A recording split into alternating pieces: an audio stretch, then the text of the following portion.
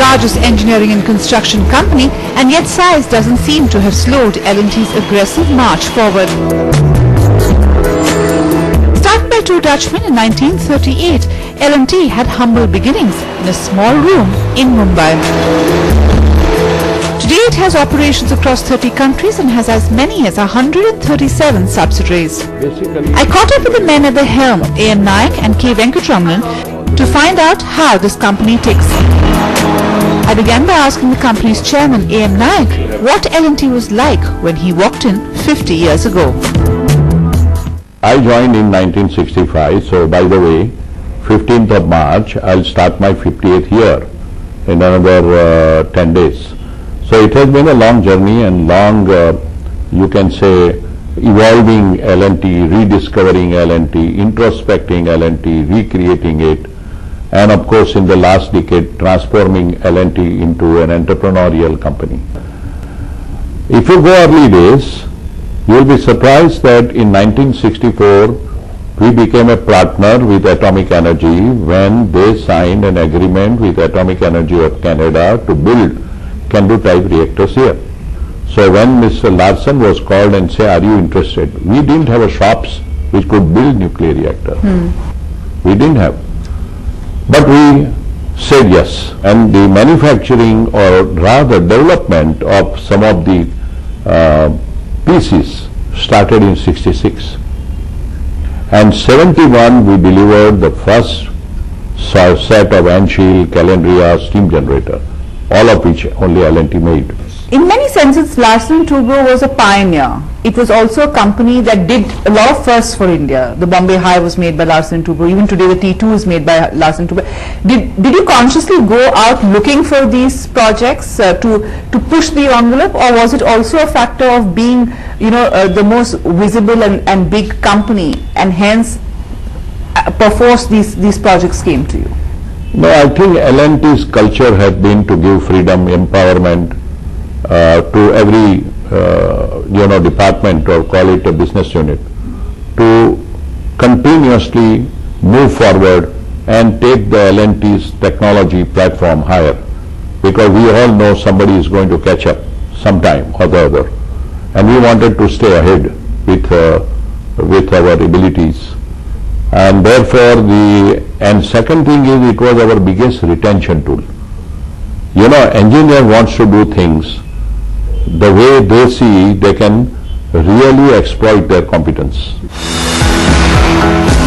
Innovation is at the heart of L&T's success in more ways than one.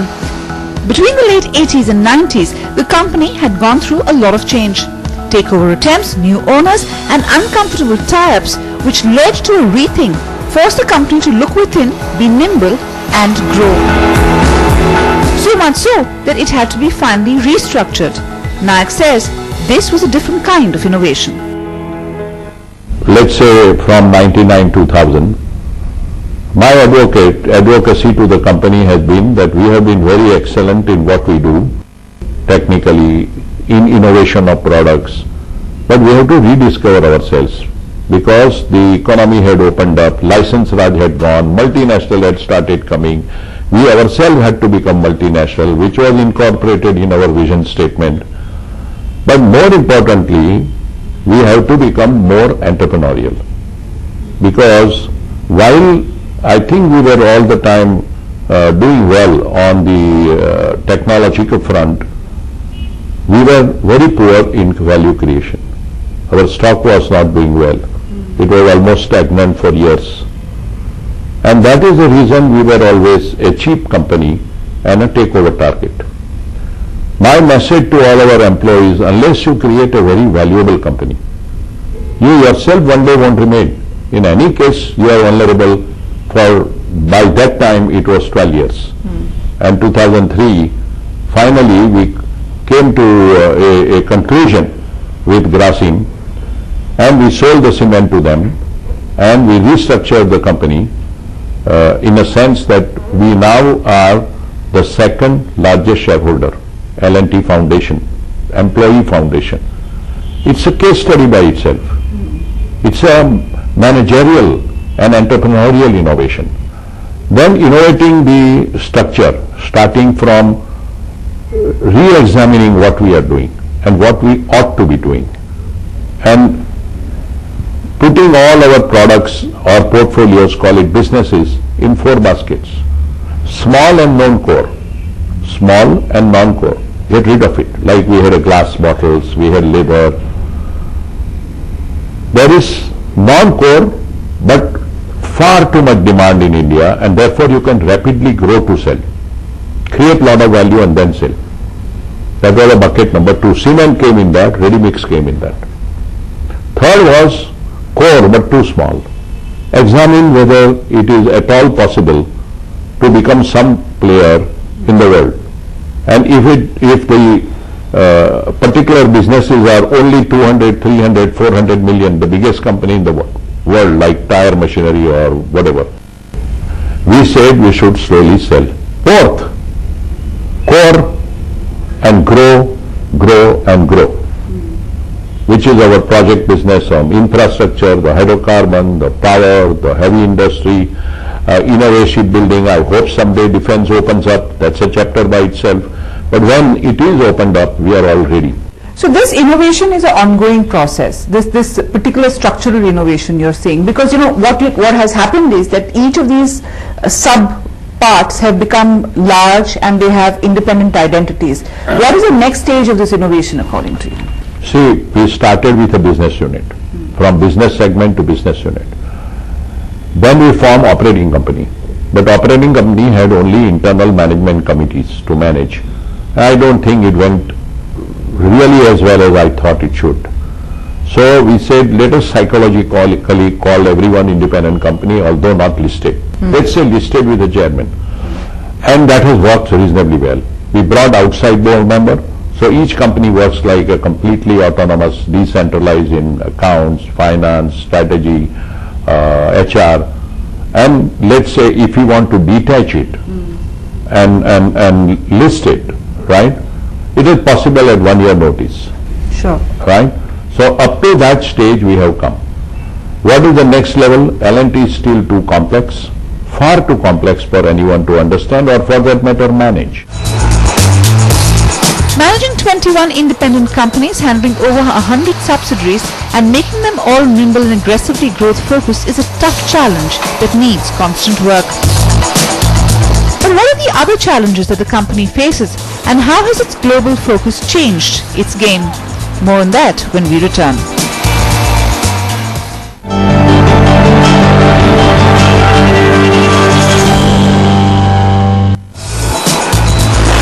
In 2012, the Forbes magazine named L&T the 9th most innovative company in the world because of the innovation premium it enjoyed thanks to consistent performance. But how has this been done? And what does innovation really entail in a company that is so focused on engineering? The company's CEO, K. Venkatramanan, who has been the R&D and project specialist within L&T, explained when we met him. And then I would say, see, there are 3 types way of looking at innovation. The very more well understood one is when you develop a product. We also do that. That's one side. The other side is when you innovate to do a project faster than others, in a competitive manner and also of high quality. So then the back office part becomes very important, because when you talk of innovation, then you talk of taking a process technology package and converting it, and innovation comes in the form of material substitution, innovation in the form of how you develop the constructability with the type of equipment you have. You may not have all the best cranes, you may not have the best, how do you do it with jacks, how do you do it with sliding things over instead of lifting things completely. Innovation comes with a lot of IT enablement. Our strength has been, right from the beginning, L&T has been an IT savvy company. Even way back in 67, 69, we had the IBM old computer with us, I think it was called Frame 10 or something. Then we used to go all the way to TIFR to work on the DEC 10 for engineering. So the IT enabled engineering was something L&T has lapped on because of the high quality engineers right from day one. So today we are a very well integrated company, which all international companies are. So it's not, but in India I would say we were the first to have a full end-to-end ICT enabled environment. So when you have ICT enabled environment, you have three things. One is repeatability, you have quality control, and you have younger people with not so much of experience doing better. So we have a very good knowledge management portal. So we have a lot of standard operating procedures and traceability. So in all projects, the classical innovation comes from doing something uniquely to suit your sort of facilities that you have, as compared to, so in a project you have a lot of opportunity for this. But if you look at Larsen & Toubro, most of the business came during the control regime. How easy was it to do all of this in a controlled environment, in a controlled economy, where everybody was looking inward, and technology, or especially new concepts like IT, were not really part of the lexicon? Let me put it two ways. One is, you're right, from angle, those days when I was in R&D, I spent a few years in R&D also. We had to go through all sorts of R&D licenses to import our Tektronix terminal to do stress analysis. We had to stand in the queue and give so many justifications to get any support on R&D equipment. But the positive side at that time, I'm saying, it's good that India changed. Maybe they should have changed not in 1992, 93, they could have changed in 84, 85. But that period, maybe the thing about that period was we had a lot of self-reliance built up. That was the era of the development of IITs, national labs, but then you have collaboration with fixed tenures, 5 years, 10 years. So if you absorb those collaborations well, and that time, because the outside world knew that that's the only way to enter India, so they were more willing to transfer information provided there was a receiver. So we profited in one side by developing a very good cadre of people. But with all our foray today in defense is of the people whom we developed in R&D in other areas, but which had common disciplines. Like we used to do cement plants on our own with collaboration from F.L. Smith. In cement plants, those are huge bearings. Bearings require a lot of turbology or sense of lubrication. It has shock loads. So when we, later on, that discipline we had, when we wanted to innovate in defense, with the defense research, when a warship moves, and then it fires a gun, that's the vibration, it's almost like a mill. The factors are like that. That's why we said, we told the guys, look here, we haven't handled your vibration, but vibrations are vibrations. But per vibration doesn't know whether the gun is being fired or the kill is, the mill is shaking. So this is how we leverage. And once India opened up, we had a pedestal with us of very good technological competence to apply across the fence. If innovation has been core to L&T's success, it will also be crucial for its future. Over the last years, L&T has increasingly looked into the global markets for growth, and this has brought with it new challenges, the biggest being from competition. So what has worked for these companies, especially the big Asian ones? First of all, let's take Korea. Years ago, in the late 60s, our technology was as good as Koreans, and maybe on a similar scale. Then when they built Korea after the Korean War, it's all private companies, the chaebols as we call it, they had the scale. And then they were Korea Incorporated. And they were also not like how L&T is trying to enter now. They entered 20 years, Koreans entered 15 years, 18 years, 20 years ago. They had scale. They were all daughters of large refineries and other oil companies. And they were much more risk-taking. And they are hardworking like Indians. And they are still, being able to build a better brand there. So we have entered much later. Unfortunately, we are not India Incorporated. We have got to go and fight as individual companies. We don't get the full support of India investment. The Korean Exim Bank is quite big, like the Chinese Exim Bank is quite big. So once you give a credit package for part of it, our Indian Exim is still to grow.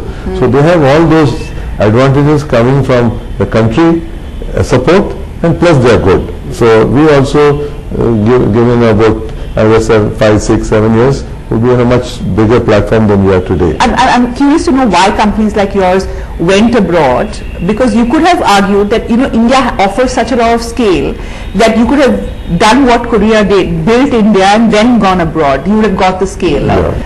Why did you think of a parallel move? Korea, if you go to Seoul, it's such a small little town, but if you see the infrastructure there, I mean, it's mind-boggling. I mean, now you talk of Shanghai and all, But if you go to Seoul, like in 4 or 5 corners, one side is Hyundai, one side is Samsung, one side is Daewoo, so, and the shipyards they have, so they are, on a scale 7 or 8 to us 1 when you talk of this type of.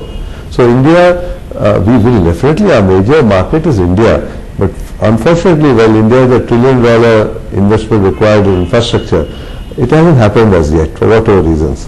So it's slow moving. It's slow moving. So we will never neglect India. We are definitely a nation builder. We are all given our lives to work for this great country. But if you want growth, we have reached that point where we deserve to be international and be an international company. And ultimately today we have about 20% of our overall L&T sales from international. We'd like to be more like 35%.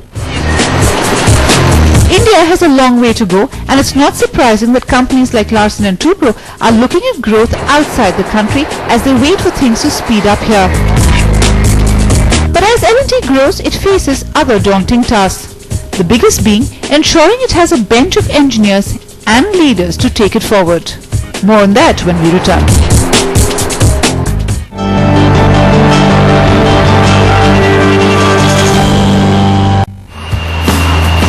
L&T, India's largest engineering company, has managed to hold its own in tough environments. But it does face challenges. The biggest is talent across the board. Talent is also a concern at the top. In fact, over the last few years, the biggest question has been who will be able to take over as chairman after A.M. Nayak retires. Nayak himself believes that the company should have a clear answer by 2016, a good year before he officially retires. A lot of work seems to be going in for this. What I have said is by 2016, with an exception of I think 2 or 3 IC, where we have a challenge to create a successor from within, and we are looking for more than 5 years. One hydrocarbon is one other IC, where I am still having a problems of how to create a world-class organization. Our attentions are very deep on that, but it is still a huge challenge. The rest of them I am mentoring. I am mentoring 17 people from within. That is the 7th stage of individual development to be the future CEO or at least an IC head. And I am very confident that 2 or 3 will come out of that by 2016. And they will be able to handle at least half the company, these insiders. And then we have 2 young directors, as you know, Mr. Sankaraman, Mr. Subramaniam and Roy, who are looking after power, and he might do 1 or 2 more IC. I think you will have 75% stability on the businesses of those ICs. The couple of them which I told you is a challenge on which we are working to get the best talent from outside. But it's a constant challenges. So you're saying by 2016 all these pieces will be pretty much stable. This whole process of restructuring will get some except kind as of... I told you too, which we still have a challenge, and I don't see the roadmap yet, but I hope by March 15 I'm going to make sure that there is some roadmap to that also. While Nayak and the L&T board address the issue of succession, it is a reflection of a larger challenge on the ground. When we joined in the late 60s, most high quality people, before they went abroad for masters or PhD, who went abroad, otherwise worked in engineering and manufacturing in India. And therefore the few stayed back were from that lot of the very good people. Somewhere later on, especially when the IT revolution came, or even a little earlier, when these management institutes came up in a big way, even before the IT revolution, and the new opened up of IIT boys doing management, and then the whole scenario opened up for them in banks, opened up for them in consumer product companies and so on, insurance, etc. So we ourselves, if you see our original board, 4 out of 7 board members were IIT boys. I don't think going forward it will be like that. So we also took care that maybe when it started going to the best people or the toppers of the next level colleges, like the NIITs and so on. But as Ms. Nayak also mentioned, as once the IT revolution came, even those people were being picked up by computer science. And therefore we have had a real problem that even if people join with this domain, they get again picked up into the information technology stream. So we've had a problem of continuously having to have a good training engine. But you know, unless people stay for 12, 13 years in especially our type of line, which is leading edge domain, you don't have the full productivity output from them. While L&T works its way around the problem of talent, it also has a lot to be proud of. After all, it has maintained its own in a fast-changing landscape and grown. So what has worked for the company? L&T has a huge advantage of being now 75 years. It has an advantage of generation after generation. We have preserved our value system, our transparency, our trustworthiness, our sense of always thinking national. But it also has a challenge, and that is to change the people's thinking. Suddenly, when the economy opened up from being protected under license Raj, I don't think the company was ready. And sometimes when people are too far in the same saddle, they don't see change as fast as one should really see. So that's a big challenge to make the mindset change, you're saying, among people who have spent a lifetime in a company. It was. Why do we have to do it? We have been successful. So new benchmark had to be shown to them. What is successful? Then what you think in your mind is a success, right? And that's a transformation which we launched in 2000. I would say 3 to 4 years. We had a rough time or tough time. I would not say rough time. Tough time changing people's mindset. But I'm very happy. How do you do it? What was the lesson from there? No, one thing is I think it appealed to all of them. And my question to all of them was, do you want to remain the way you are, fully empowered company, or you want to be part of some group, whether Indian or multinational group? Because someday you will be taken over, for sure, because no one individual here or a business house owns even 0.5%. Till 2003 we brought that 15% into L&T Foundation. That happened much later. Sure. And I said you will be always vulnerable. So tell me, how many of you, I used to ask them, I went to 28 locations, want to be independent, and will otherwise, how many of you will not mind part of a huge conglomerate? So he said, no, we want to be independent. I think that went deep into their mind. What's your advice to companies? Well, a lot of Indian companies are going up this journey of learning. You know, they're all trying to survive. Survival, I think, and the ability to compete in a tough marketplace is the beginning of a lot of the conviction on innovation. Because I think to survive, you have to innovate. What is your advice to others? I think every company and every business must innovate and reinvent itself. I think most of them, I'm sure, under pressure that they are doing it. But you have to be passionate about it. This is not a start and stop journey. I think it is a sum total of multiple things. When you go to Silicon Valley, the innovation is a completely new, let's say, breakthrough technology. That's the innovation. It's really burst of innovation, right? And the moment you have that in a startup company, you don't have management challenge so much because it's a small company. But once you take that idea to a larger scale, like you will say Facebook or earlier Microsoft and Google and Cisco's of the world and Apple, right? You have the challenges of management, organization building, leadership, and that's where you need to bring now for the next stage an innovation in management, the innovation in organization development, innovation in all that takes it to make a small company grow big. Or a big company breaking up into small companies that want to all grow big. That in many senses is the story of Larsen & Toubro, a continuous journey that has seen this company grow, innovate, and now reinvent itself to meet the challenges ahead.